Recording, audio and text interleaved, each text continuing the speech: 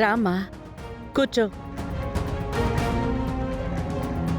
ఎందుకు రమ్మన్నారు? ఏ విషయం గురించి మాట్లాడాలి? పెళ్లి ఎక్కడ జరిపించాలి అన్న విషయం గురించి అందరం మాట్లాడుకుంటున్నామమ్మా. ఇందులో మాట్లాడుకోవాల్సిందేముంది? సిటీలోనే నెంబర్ 1 ఫంక్షన్ హాల్లో జరుగుతుంది. ఖర్చు ఎన్ని కోట్లైనా పర్వాలేదు. ఖర్చు గురించి కాదమ్మా, కట్టుబాట్ల గురించి ఆలోచిస్తున్నాను. మీరేం చెప్పాలనుకుంటున్నారో క్లియర్గా చెప్పండి ఆంటీ.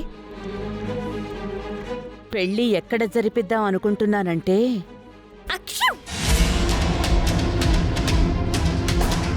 ఎవరబ్బా తుమ్మింది?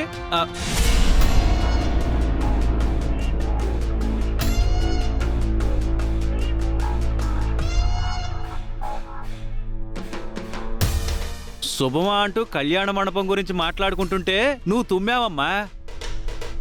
ఇది ఖచ్చితంగా అపశకునమే అవని. అవునన్నయ్యా, నువ్వన్నదే నిజం. జలుబు తుమ్మ అయ్యుంటుంది. అయ్యో, నాకు జలుబేం లేదు నిహారిక. అయినా ఈ సమయంలో నువ్వెందుకొచ్చావు?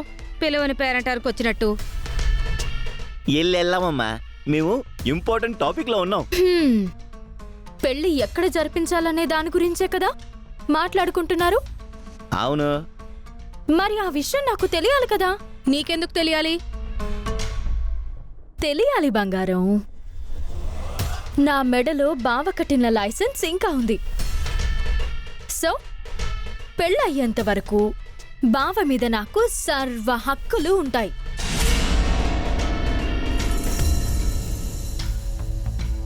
అందుకే నాకు స్పాట్, టైము అన్నీ తెలియాలి. అబ్బెబ్బే, తెలియనివరమ్మా. ఎందుకంటే అక్కడికొచ్చి నువ్వు ఆపేస్తావని భయం. అందుకే సీక్రెట్ గా జరుపుకుంటారు. ఏవండోయ్ అత్తగారు,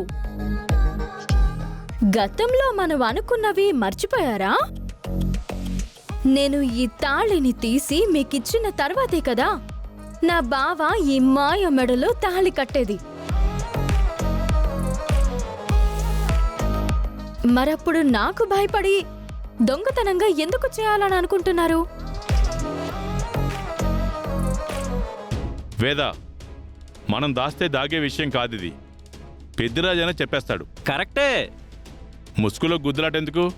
ఉన్నది నోటి చెప్పాయి.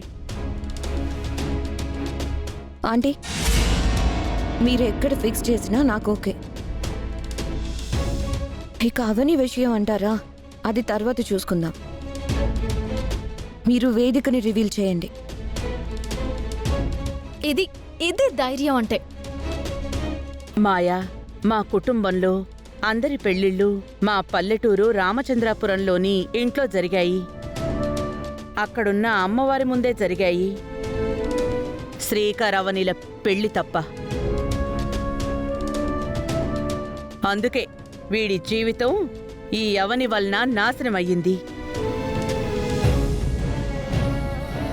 మీ జీవితాలు అలా కాకూడదు అని మీ పెళ్లి పల్లెటూళ్ళలో జరగాలని నిర్ణయించాను. నీకు సమ్మతమే కదా? మా పెళ్లి ఆపాలని ఎవరు ఎన్ని విధాలుగా ప్రయత్నించినా ఎటువంటి డిస్టర్బెన్స్ లేకుండా పల్లెటూరులో జరిగిపోతుంది అంటే నాకు అంతకంటే కావాల్సిందేముంది? నాకు ఓకే ఆంటీ. సరేనమ్మా, అక్కడ ఘనంగా అన్ని ఏర్పాట్లు చేసుకుంటాం. అతే చెప్పేసింది కదా, ఇంక నువ్వేం చేసుకుంటావో చేసుకో అవని. నాకేం అభ్యంతరం లేదు. అక్కడైతే ఇంకా మంచిది. ఏం మంచిది? బంగారం లాంటి చిన్న కోడల్ని కాళ్ళ దన్నుకుని ఇటువంటి చెడిపోయే పనులు ఎందుకు చేస్తున్నారు అని నలుగురు గడ్డి పెడతారు. అందుకని నీ యవ్వారాల గురించి అక్కడ బయట పెడతాను. ఎవరికి గడ్డి పెడతారో చూద్దాం. చూద్దాం చూద్దాం. ఆంటీ, ఇక నేను బయలుదేరుతాను. సరేనమ్మా.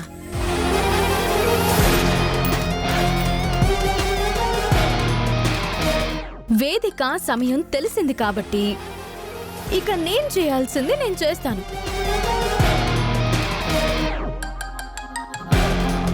అవని అంత ధైర్యంగా ఉందంటే ఈ పెళ్లి జరిగినట్టే. జరిగి తీరుతుంది. ఆహా, చూద్దాం. 1 minute, మాయా.